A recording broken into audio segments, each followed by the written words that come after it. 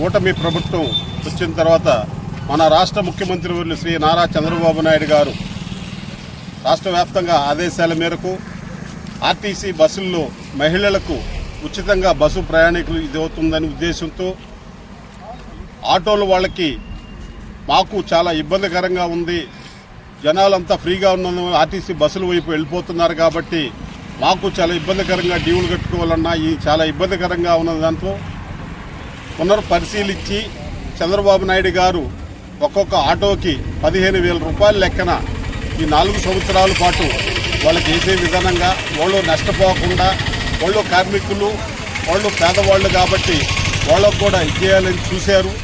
అందుకని ఈరోజు రాష్ట్ర వ్యాప్తంగా ఈరోజు 11 గంటలకి ప్రతి ఒక్క ఆటోకి 15,000 రూపాయలు డబ్బులు ఆన్లైన్లో వాళ్ళ అకౌంట్లో ఇదవుతుంది.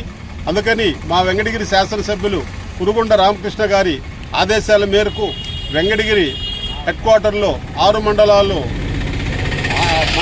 ఆటోలు, నాయకులు, కార్యకర్తలు అందరూ కూడా వెంకటగిరికి పోయి అక్కడి నుంచి వెంకటగిరిలో ర్యాలీగా చేసి ఒక మీటింగ్ కండక్ట్ చేసి ఆయన ఆ మీటింగ్లో కూడా మన ఆటోలకి చేస్తున్నారు.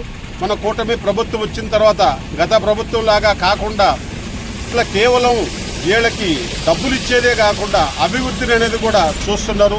ఈరోజు మీరు అందరూ కూడా చూస్తున్నారు రాష్ట్రంలో రోడ్ల పరిస్థితి ఏ విధంగా ఉంది. చాలా చక్కగా చాలా గుంతలు లేని రోడ్లుగా కూడా చేస్తున్నారు. ఇవన్నీ కూడా ఆలోచించి ఇంకా మరిన్ని కొత్త పథకాలు కూడా రేపు మహిళలకి, వాళ్ళ పిల్లలకి, డాక్రా మహిళలకు కూడా పావలా వడ్డీతో పిల్లలు చదువుకోవాలన్నా కూడా సరే వాళ్ళు ఇబ్బంది పడకుండా ఎక్కడో 2 రూపాయల వడ్డీకి 3 రూపాయల వడ్డీలకి తేకుండా పావలా వడ్డీకి వాళ్ళకి 1,00,000 రూపాయల వరకు రుణం చేస్తారు. వాళ్ళ బిడ్డ పెళ్లిళ్ళకి కూడా సరే పావలా వడ్డీకి డాక్రా మహిళలకి ఇంకొక పథకాలను కూడా కొత్తగా పరిశీలించి అవి కూడా చేస్తున్నారు. చెప్పనాటి అన్ని పథకాలు కూడా అమలు చేసి ఈ రాష్ట్రం ఆర్థిక పరిస్థితుల్లో ఉన్న చంద్రబాబు నాయుడు గారు అతను సంపద సృష్టించి ఈరోజు మన రాష్ట్రాన్ని అభివృద్ధి పదంలో నడిపిస్తున్నారు. పెన్షన్ చూశారు, గతంలో ఉన్నప్పుడు 1,000 రూపాయలు పెంచితే 5 సంవత్సరాల్లో జగన్మోహన్ రెడ్డి 1,000 రూపాయలు పెంచారు. కానీ ఈరోజు చంద్రబాబు నాయుడు 4,000 రూపాయలు ఏకంగా ఒకే దాటి 3 నెలల నుంచి ఆయన రోజు చెప్పిన రోజు నుంచి కూడా సరే 3,000 రూపాయలు వేశారు. రాష్ట్రంలో కాకుండా మన భారతదేశంలో ఏ రాష్ట్రంలో లేదు 4,000 రూపాయల పెన్షన్ ఇచ్చేది కూడా సరే.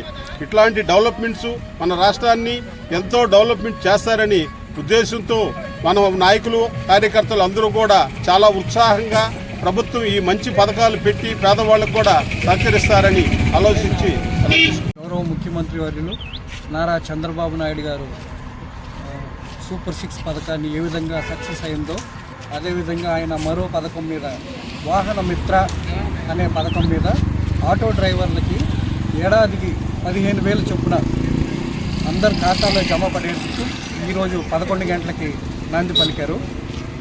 మన రాపూర్ మండలం వరకు 356 మంది లబ్ధి పొందుతున్నారు. దాదాపు 58 లక్షల రూపాయలు సంవత్సరానికి గాను మన రాపూర్ మండలం వరకు అందరూ ఆటో కార్మికులందరికీ లబ్ధి పొందుతున్నారు. ఇంకా ఈ ర్యాలీని విజయవంతం చేయాలని అందరినీ కోరుకుంటున్నారు.